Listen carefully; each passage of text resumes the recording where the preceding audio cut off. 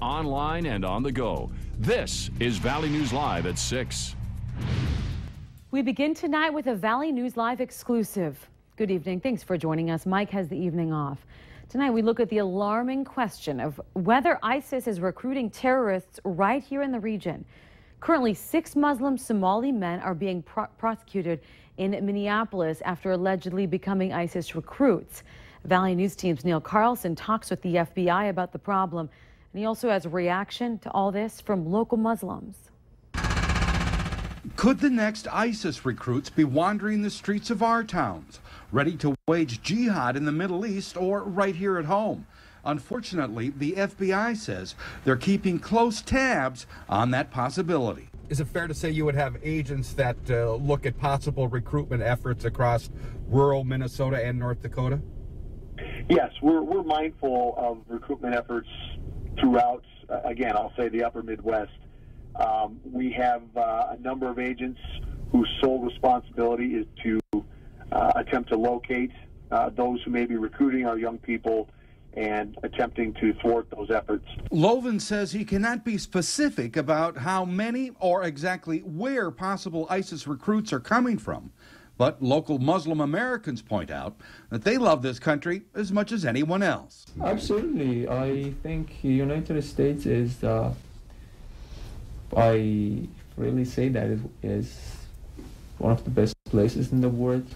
Muslim faculty and students at UND say because the population is so diverse here, they haven't had any real problems being treated differently.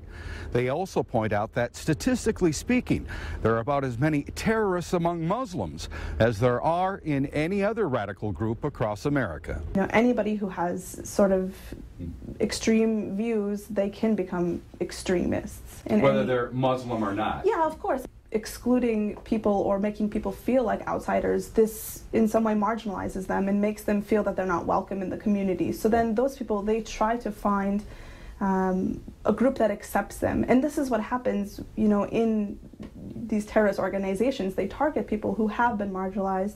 I believe all of the Muslims are really nice and peaceful people, but for sure we have individuals, and I myself am scared of those individuals that try to make fear in the community and in our society. Both of these UND faculty members say the key to all of this may be a better understanding and acceptance by all of us of our different religions. In the meantime, the FBI continues its surveillance of those who may take up the call of ISIS. In Grand Forks, Neil Carlson, Valley News Live. FBI agent Kyle Loven tells us that most ISIS recruits are loners living in the fringe of society. Loven says if anyone sees something suspicious or has an interaction with someone that just doesn't feel right, report it to authorities right away. Today officially marks the 1-year point of when the body of 18-year-old Tom Bierson was found in an RV lot in South Moorhead. Bierson was reported missing 3 days earlier after last being seen at a house near the NDSU campus in North Fargo. Still 1 year later, many of the same questions about his murder remain. Moorhead police insist the murder case is still active. Just last week, Lieutenant Tori Jacobson said 6 officers recently met with behavioral experts at FBI headquarters. Jacobson says that they were able to get through all the evidence collected by the department to give them possible leads, but they would not tell us exactly what the experts found. Tom's parents, meanwhile, Greg and Deb, they have honored their son by starting the Tom Bierson Foundation. We have a link to that foundation attached to this story. Just go to valleynewslive.com. Onto our weather now. Were you woken up by last night's storm? If not, the storm you missed actually caused streets like this to be flooded in parts of our area. This is what 13th Avenue in West Fargo looked like this morning. The westbound lanes near Menards shut down for part of the morning because of all that high water. And even it did some back up even when it was back open. It was slow going for much of the morning commute. So how much rain did we actually get? Let's talk to Hutch for the latest. Hutch? Well, it was widely variable across the FM area, Stephanie, as the Hector International Airport reporting 81 hundredths. We had about 4/10 of an inch here in South Fargo at the studios, 3/10 in Wahpeton, but where you see the red bullseye, southeast North Dakota, reports down there of upwards of 4 to 4.5 inches of rain. Southern Ottertail picking up quite a bit, although nearly 4/10 fell in Fergus Falls. The lightning strikes again. You said it was noisy this morning, and indeed it was. Take a look at the damage that lightning strike caused to that tree. More lightning and thunder this evening, moving into the far northern valley, just hit and miss sprinkles for us. It does look like these showers will stay up to the north. They could have some small hail in it, by the way, with temperatures in the upper 50s. It does look like we can't rule out a sprinkle here in the FM area tonight. Bring that umbrella. Okay, well, there's always a little something, but man, it seemed to switch very quickly all of a sudden in the weather. It's fall now today. It is. All right. Thank you, Hutch. Yep. About 345th through 12th graders were evacuated from Waban High School today after reports of a bomb threat earlier this afternoon. Now, Waban's located here about 60 miles northeast of Fargo. The school superintendent tells us the threat was found in a restroom stall around 12:30. Now, the all-clear was given about 45 minutes later. Come next year, millions of Minnesotans will not be able to board planes anywhere in the country because of a standoff over driver's license regulations. Minnesota lawmakers voted in 2009 against federal rules mandating increased security for IDs. Now the Department of Homeland Security is adopting a new phase of the Real ID Act, meaning standard issue Minnesota license don't meet the requirements. You're going to need a passport, a military ID, tribal issue ID, or enhanced driver's license to get on a plane, with the passport and enhanced license costing you out of pocket.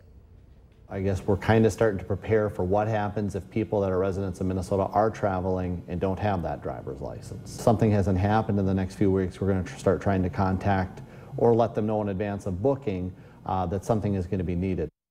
Minnesota's Governor Mark Dayton says he may have to call a special session if the legislature does not get this resolved. But bottom line, if you've got a trip booked, have an alternate form of government issued ID ready to go.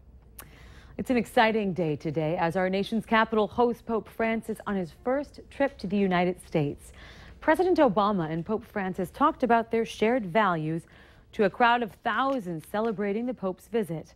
But the pontiff did not steer clear of controversial issues, tackling climate change, Cuba, marriage and immigration. 11,000 guests filled the south lawn of the White House to hear the Pope speak.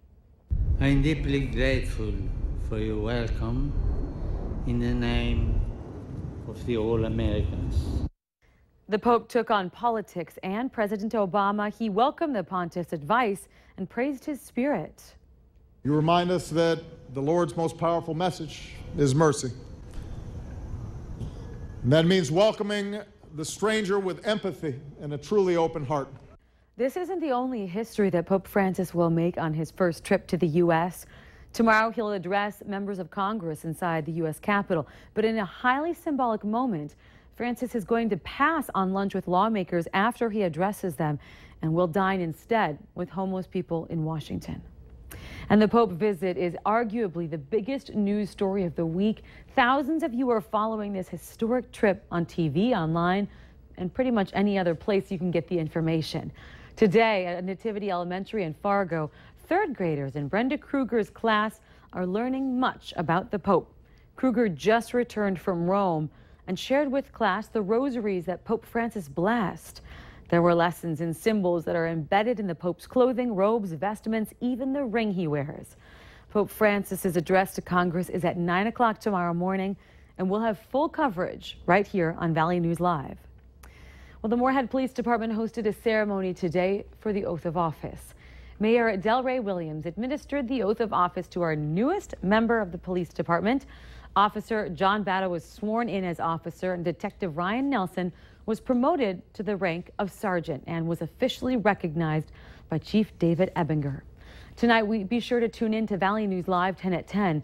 Valley News Team's Macy Enger is going to tell you the great story of two Moorhead police officers who've been honored after saving a man who was suicidal as he jumped into the Red River last July. You don't want to miss that. Later at 6, we have the latest survey of North Dakota's bighorn sheep population. Find out what the numbers are next. And in weather, we have some showers and thunderstorms moving toward the international border. All details on where these are heading and tell you what you can expect as we close out this work week coming up right after this.